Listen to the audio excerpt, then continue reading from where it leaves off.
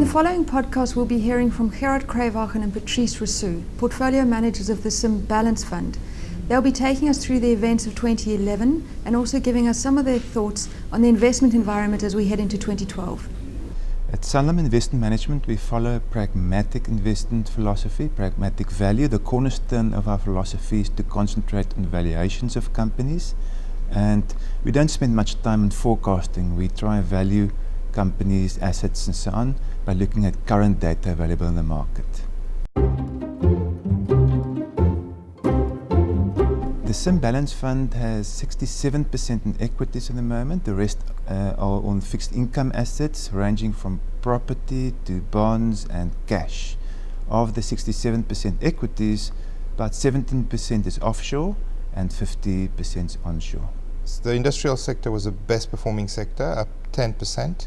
Really, industrials were in favor, giving their defensive qualities, high dividend yields, and the fact that investors felt safe there as opposed to being exposed to resources, which are seen as a lot more cyclical compared to industrials. Yeah, resources had a very solid start to the year. Initially, the data releases were very favorable, but then as Europe started weakening and concerns around Chinese growth started to worry the market, we had a very sharp sell-off in commodity prices, which culminated in the third quarter in resources stocks, Anglos and Billiton, selling off quite aggressively. Financials did well, it was up 7%, but sharp difference in performance between insurers, which were up over 20% versus the banks. The banks really remain hampered by negative sentiment around global banks. European banks were under pressure, and our local banks have not performed due to that. Insurers, on the other hand, driven by All Mutual, have been the best performers within the financial sector. Our overweight industrial position helped us. Within that, we were overweight the defensive dual-listed type of companies. So British American Tobacco, which did over 50% in the past year, was one of our larger overweights. That helped us. In the financial sector, one of our largest overweight was All Mutual, again one of the top performing shares, up over 30% in the last year. That really helped us. On the downside, within the resources sector, we were heavily exposed to Anglos and Billiton. Both shares were down over 10% in the last year. So that hasn't performed well for us yet, but we're confident that in the current year, we might see some performance from these two positions. In the case of Anglos, we definitely think there's a lot of intrinsic value within the stock. The stock was severely punished in the third quarter. We saw some recovery in the fourth quarter as some news flow came through, which was very positive. There were two pieces of key news.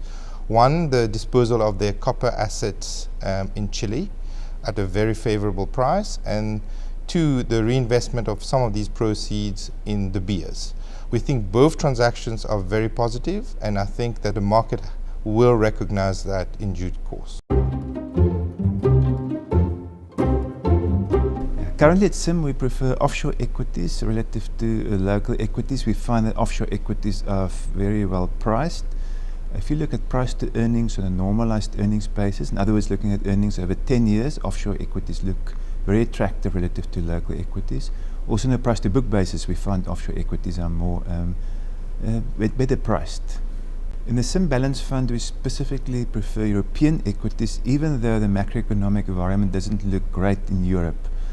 Looking through that, looking only at valuations, we believe that it's all encompassed in the price, and the price reflects most of the concerns. In the Sim Balance Fund, we have a specific overweight in offshore property. Offshore property is yielding around 7%, specifically the basket we own. You can compare that to onshore property at 7% or even offshore bonds at 2%. We find that 7% yield very attractive.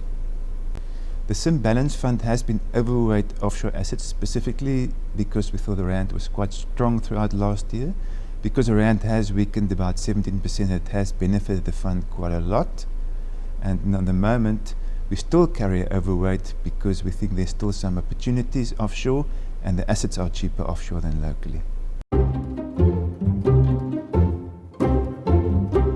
It's very important for us to invest in companies which create value for investors. Often the mindset is that a company has to grow itself. and deliver value by such means. Actually, we like companies which don't hesitate to shrink themselves into greatness. So disposing of assets at very attractive prices is actually a good way to deliver value. So we've seen that in the case of Anglo's. Old Mutual had a huge disposal of its Nordic assets at the end of the year. Pick n Pay disposed of its Australian operations. Standard Bank starting to do that with their non-African businesses. Even Nampak, which has been an underperformer for a number of years, have disposed of a lot of their underperforming operations. So it's a good way for management to enhance returns. At SIM, we focus on valuations. We do not forecast based on macro data or factors. So what valuations are telling us at this point in time is that equities are fairly valued. But within that universe, we're seeing pockets of value, such as the resources sector. The sentiment there remains very negative, and that's where often our best opportunities arise, when the market is fearful about potential events, while we feel that there is sufficient margin of safety in such stocks given the very low ratings that they currently carry.